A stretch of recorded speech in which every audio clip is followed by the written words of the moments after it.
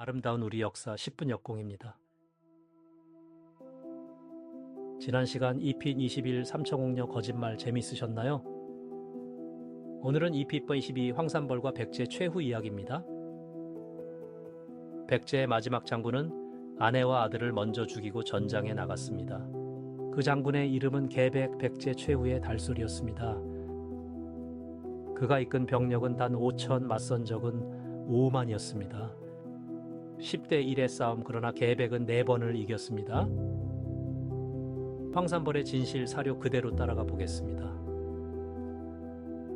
이후 충 60년 백제의 운명을 가른 한 해가 시작되었습니다. 당나라 13만 대군이 서해를 건너 백제로 향했습니다.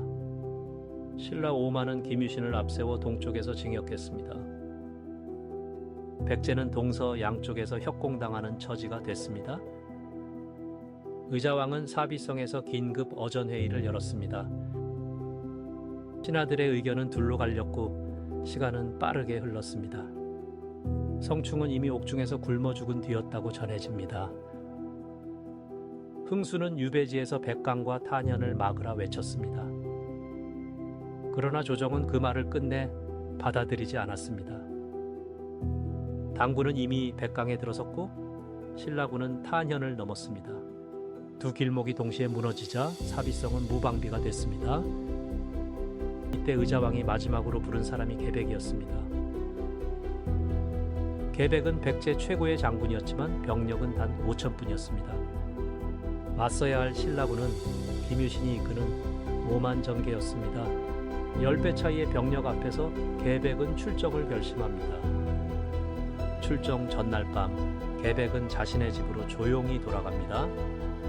그리고 그곳에서 가장 비극적인 결정을 내리게 됩니다. 삼국사기는 계백이 처자식을 직접 베었다고 기록합니다. 포로가 되어 노비로 끌려가느니 깨끗한 죽음을 택했던 것입니다. 그는 가족을 묻고 5천 결사대 앞에 다시 섰습니다. 결사대는 죽음을 각오한 군사라는 뜻으로 불린 이름입니다. 계백이 향한 곳은 황산벌, 사비성으로 가는 마지막 길목이었습니다. 황산벌은 좁고 평평한 들판으로 대군이 펼치기 어려운 지형이었습니다. 계백은 이곳에 3곳의 진지를 나누어 세웠습니다. 지형의 이점을 살려 5만의 신라군을 막으려 한 것입니다. 마침내 김유신의 신라군이 황산벌 앞에 도착했습니다. 첫 번째 충돌에서 백제 결사대는 신라군을 그대로 밀어냈습니다. 두 번째, 세 번째 전투에서도 신라군은 계속 패했습니다. 네 번째 전투까지 5천이 5만을 모두 막아낸 것입니다. 김유신의 진영에서는 사기가 무너지기 시작했습니다. 이대로라면 백제가 황산벌에서 신라를 막아낼 수도 있었습니다. 그런데 이 순간 신라 진영에서 한 소년이 걸어 나옵니다. 그 소년의 이름은 화랑방울이었고 나이는 겨우 16이었습니다. 방울은 홀로 말을 몰아 백제 진영 한복판으로 뛰어들었습니다. 백제군 창칼이 그 어린 화랑을 순식간에 둘러쌌습니다. 방울의 시신은 곧 신라 진영으로 돌려보내졌습니다. 그 시신을 받은 사람은 다름 아닌 그의 아버지 김흠순이었습니다. 김흠순은 김유신의 친동생이자 신라의 대표적 장군이었습니다. 그는 아들의 시신 앞에서 눈물 한 방울 보이지 않았다고 전해집니다. 그러자 또 다른 장군 푸밀이 자기 아들 관창을 불렀습니다. 관창의 나이는 그때 겨우 16, 화랑 중에서도 어린 축이었습니다. 푸밀은 아들에게 직접 백제 진영으로 돌격하라고 명령했습니다. 관창은 단기로 말을 몰아 백제 진영 한가운데로 뛰어들었습니다. 백제 병사들이 그 어린 소년을 산채로 사로잡아 끌고 갔습니다. 관창은 그대로 백제 장군 계백 앞으로 끌려갔습니다. 계백은 소년의 투구를 벗기고 그 어린 얼굴을 가만히 내려다봤습니다. 계백은 차마 그 소년을 죽이지 못하고 신라 진영으로 돌려보냈습니다. 그러나 관창은 살아 돌아온 자기 자신을 용서하지 못했습니다. 관창은 우물물 한 모금만 마시고 다시 백제 진영으로 달려갔습니다. 두 번째로 잡힌 관창을 보고 계백은 결국 목을 베었습니다. 계백은 그 머리를 말한장에 매달아 신라 진영으로 돌려보냈습니다. 그 광경을 본 신라 5만 군사의 분노가 한꺼번에 폭발했습니다. 분노한 신라군은 백제 진영을 향해 한꺼번에 밀려들었습니다. 우천결사대는 진영을 좁히며 마지막 방어선을 다졌습니다. 계백은 칼을 들고 병사들 앞에 가장 먼저 섰습니다. 신라 군사들은 거듭 무너지면서도 다시 진영으로 달려들었습니다. 백제군은 시신 위에 시신이 쌓이는 가운데도 진영을 지켰습니다. 그러나 일만에 이를 맞서는 싸움은 결국 한계가 있었습니다. 계백의 결사대는 하나둘 황산벌 흙 위로 쓰러져 갔습니다. 마지막까지 칼을 들고 있던 계백 역시 그 자리에서 전사했습니다. 오천 결사대 가운데 살아 돌아간 자는 거의 없었다고 전해집니다. 황산벌 싸움은 그렇게 백제의 마지막 야전으로 기록됐습니다. 신라군은 그 길로 사비성을 향해 진군을 서둘렀습니다. 그 사이 당나라 13만 대군은 금강하구로 상륙하고 있었습니다. 백제는 동쪽과 서쪽 양쪽에서 협공을 받는 처지가 됐습니다. 그런데 사료를 꼼꼼히 보면 이야기가 조금 달라집니다.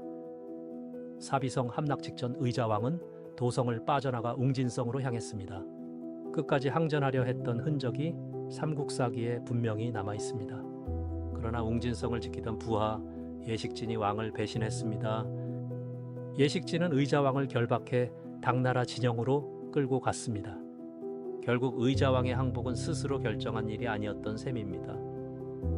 교과서가 짧게 적어둔 항복 뒤에는 이런 배신이 숨어 있었습니다. 그런데 사비성이 무너진 뒤 이야기가 더 복잡해집니다.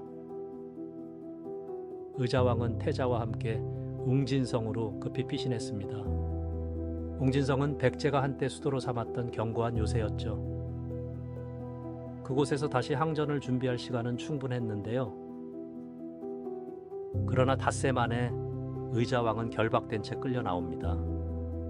그를 묶어 끌고 나온 인물이 바로 측근 예식진이었죠. 예식진은 백제 멸망 뒤 당나라에서 높은 벼슬을 받습니다. 그의 묘지명이 중국에서 발견되며 이 사실이 드러났는데요.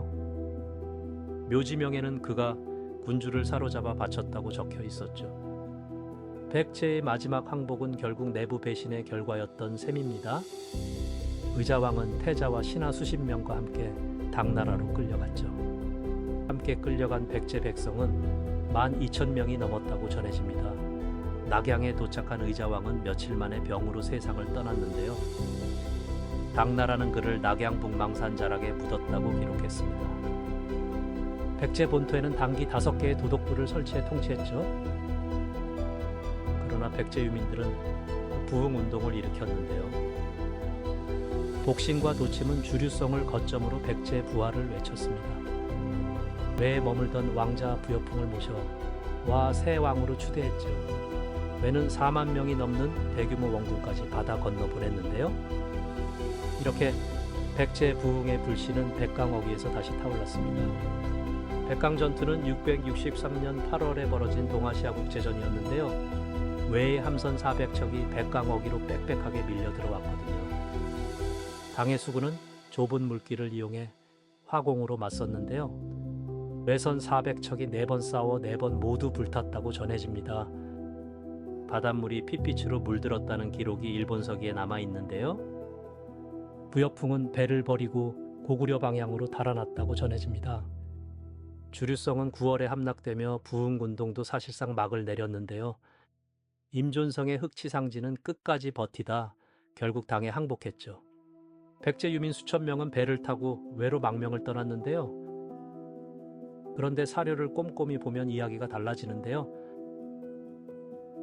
이 망명민들이 일본 고대 국가 형성에 깊이 관여했거든요. 백제 귀족 출신들이 율령과 행정체계를 일본에 전했다는 기록이 있죠. 나라시대 일본 문화의 뼈대에는 백제의 흔적이 짙게 배어 있습니다. 현재 일본 왕실에도 백제계 혈통이 흐른다는 발언이 공식적으로 나왔는데요. 사라진 줄 알았던 백제는 바다 건너에서 다시 숨쉬고 있었던 셈이죠. 다음 시간엔 고구려 최후의 명장 연개소문 이야기로 찾아뵙겠습니다. 그리고 백제는 바다 건너 다른 나라에서 되살아납니다. 역사는 현재의 거울이라고 합니다. 사실을 바로 알고 옳고 그름을 스스로 판단하는 것, 그게 우리가 역사를 공부하는 진짜 이유 아닐까요?